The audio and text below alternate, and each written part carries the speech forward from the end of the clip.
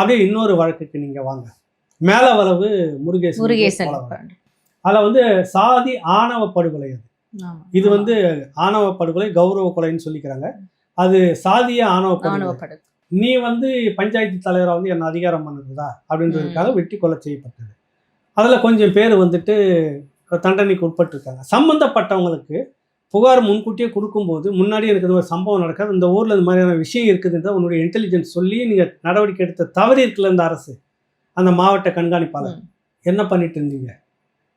கேள்வி வருதால. அதுக்கு தான் சொல்கிறேன், முதல்ல இந்த இன்ஸ்பெக்டரை நான் சஸ்பெண்ட் பண்ணேன், அந்த இன்ஸ்பெக்டர் சும்மா கீழே இருக்கிறவங்கள போட்டு பலிக்கடை வாக்காதீங்க.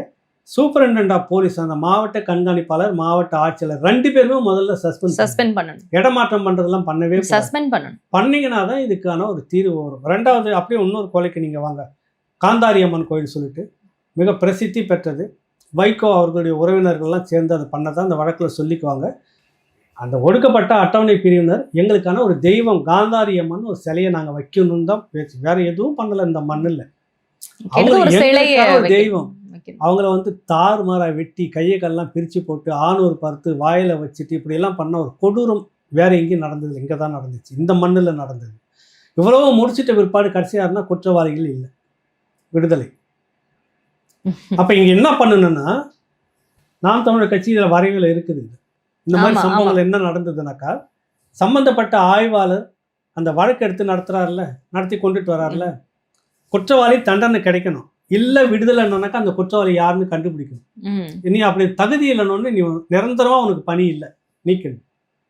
அன்னைக்கு அந்த மாதிரி செய்திருந்தீங்கன்னா அடுத்தடுத்த குற்றம் நடக்குமா?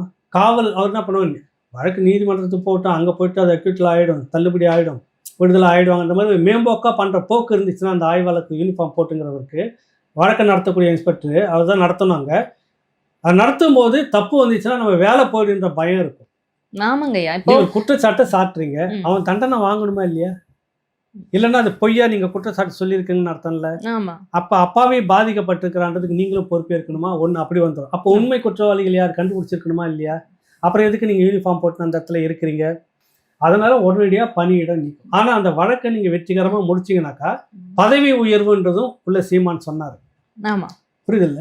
அது ஒரு சென்சிட்டிவான வேலை தான் காவலர்களுக்கு. அதில் நிறைய சொல்லிக்கிறார். நாங்கள் வந்தீங்கன்னாக்கா விடுப்புகள் நிறைய இருக்கும், உங்களுக்கு பொழுதுபோக்கு மன்றங்களை மாதிரி அதுக்கான கலை நிகழ்ச்சிகள் உங்களுக்குள்ள அது மாதிரி இருக்கும், நிறைய நவீனப்படுத்தப்பட்ட விசாரணை முறைகள்லாம் உள்ளே கொண்டு வரணும், காவலர்களுக்கு இறுக்கம் இருக்கக்கூடாதுன்றதெல்லாம் சொல்லியிருக்கிறார்.